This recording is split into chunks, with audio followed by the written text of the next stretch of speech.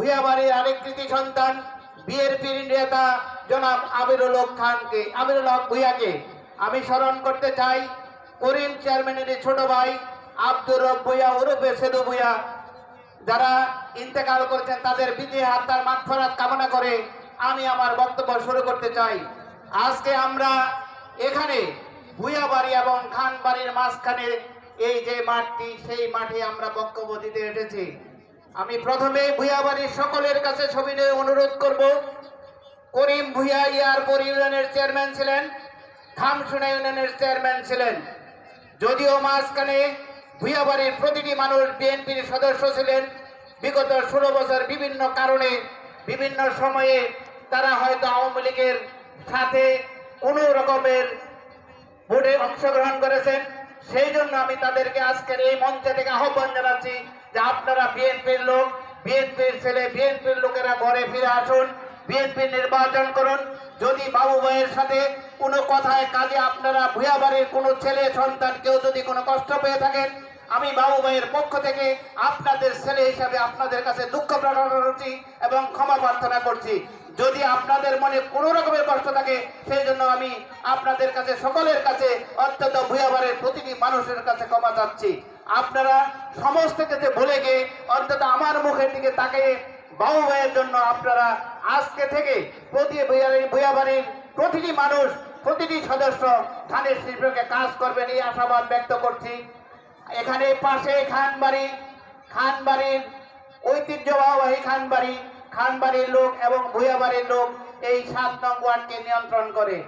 সেই জন্য আমি ভূঁইয়াবাড়ি এবং খানবাড়ির লোকদের কাছে আবেদন করব, যদি আপনারা অনেকে বড় বক্তব্য দিয়েছেন, আমি বক্তব্য বলতে চাই। শিবলু একটি কথা বলেছে, সেটা বাবু ভাইকে লাগবো না, আমি এখানে দাঁড়িয়ে ঘোষণা দিয়ে যাচ্ছি। ইনশাল্লাহ ইপিজেডের সাথে কথা বলে আমরা 1 সপ্তাহের মধ্যে গেটটি খুলে দেওয়ার ব্যবস্থা করব। এখানে রাস্তাঘাটের কথা বলা হয়েছে। আমি যখন গাজীরচটে প্রথম আসছি, বাবু ভাই তখন এমপি। এই গাজীরচটে আমার মরহুম চাচা আব্দুল করিম ভূঁইয়ার বাড়ির সামনে হাঁটু পরিমাণ কাদা ছিল। সেই কাদা ফেলে বালি দিয়ে, ইট দিয়ে আমরা এই গাজীরচটের রাস্তার উন্নয়ন করেছি। গাজীরচটে যা উন্নয়ন হয়েছে তা বিএনপির আমলে হয়েছে, বাবু ভাইয়ের আমলে হয়েছে। কাজে আমি আপনাদের কাছে কথা দিচ্ছি, আমি ধামসোনার ছেলে হিসাবে, ভূঁইয়াবাড়ির ছেলে হিসাবে আমি আপনাদের কাছে সবই অনুরোধ রাখবো। আমি বাবু ভাইয়ের সামনে কথা দিচ্ছি, গাজীরচটে যেন অন্যান্য এই ধামসোনাতে 28টি গ্রাম আছে, এই 28টি গ্রামের মধ্যে গাজীরচট যেন সর্বোচ্চ ভোটের ব্যবধানে বাবু ভাইকে আমরা বিজয়ী করতে পারি। সেই জন্য আপনাদের সকলের সাহায্য এবং সহযোগিতা কামনা করছি। আর একটি কথা, যে আমাদের ভারপ্রাপ্ত চেয়ারম্যান জনাব তারেক রহমান 6 মাস আগে বলেছে এই নির্বাচনটি অত্যন্ত কঠিন, কারণ আমরা সামনের শত্রুকে দেখতে পাই, গোপন শত্রুকে দেখা যায় না। গোপন শত্রুকে আমরা চিনা যায় না, কারণ আমাদের সামনে শত্রু থাকলে আমরা বুঝতে পারবো এই লোকটা আমাদের ক্ষতি করতে পারে। কিন্তু এই যে গোপন শত্রু, তারা দিনকে দিন কিন্তু সংগঠিত হয়ে আমাদের যাতে ক্ষতি করতে পারে সেই চেষ্টাই করবে। সেই জন্য সকলের কাছে, বিএনপি নেতা কর্মীর কাছে সকলেই আমরা এক মঞ্চে, আমাদের মধ্যে ভুল বুঝাবুঝি থেকে থাকলে আমরা সমস্যার সমাধান করে নেব, কিন্তু কারো দোষ কারো দিয়ে আমরা যেন আমাদের ভোটের ক্ষতি করি না করি, ধানের শীষের ক্ষতি না করি, বাবু ভাইয়ের ক্ষতি না করি। আমাকে দেখতে না পারেন সেটা ভিন্ন জিনিস, আমি কাসেমকে দেখতে না পারি সেটা ভিন্ন জিনিস, কিন্তু আমাদের দ্বন্দ্বের কারণে যেন বাবু ভাইয়ের ধানের শীষের কোনো ক্ষতি না হয়। সেই জন্য আমরা সকলেই চোখ কান খোলা রাখবো, যাতে করে ধানের শীষের কোনো প্রকার ক্ষতি না হয়। আমরা আমাদের অবস্থান থেকে আমি বাবু ভাইকে কথা দিতে পারি, ধামসিনয়ন সারা আশুলিয়া থানায় 5টা ইউনিয়নের মধ্যে সর্বোচ্চ ভোটের বেশির ব্যবধানে আপনি বিজয়ী হবেন।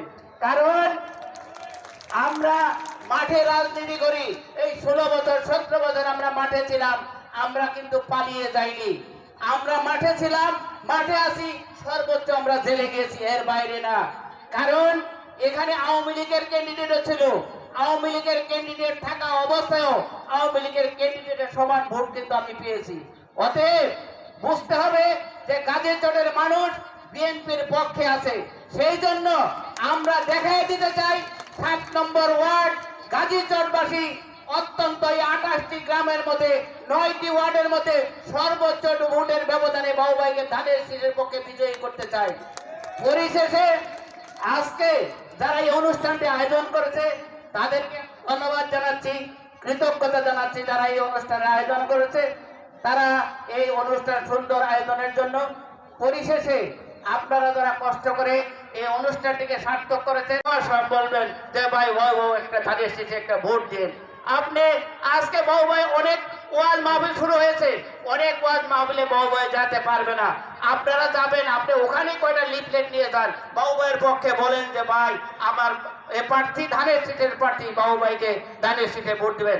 যার যেখানে সুযোগ আছে, যার যেখানে সুযোগ আছে সেখানেই ভোট চাবেন, এবং যাতে করে আমরা আমাদের অবস্থান থেকে সর্বোচ্চ ভোটের ব্যবধানে ধামসোনা থেকে বাবুভাইকে পাশ করে দেই, এই আশাবাদ ব্যক্ত করে সকলের মঙ্গল কামনা করে সকলের সুস্বাস্থ্য কামনা করে আমি আমার বক্তব্য শেষ করছি। খোদা হাফেজ। বাংলাদেশ জিন্দাবাদ, বাংলাদেশ জাতীয়তাবাদী দল জিন্দাবাদ, দেশনেত্রী বেগম খালেদা জিন্দাবাদ, তারেক রহমান বীরের বেশে আসবে ফিরে। বাংলাদেশের সবাইকে ধন্যবাদ। আসসালামু আলাইকুম।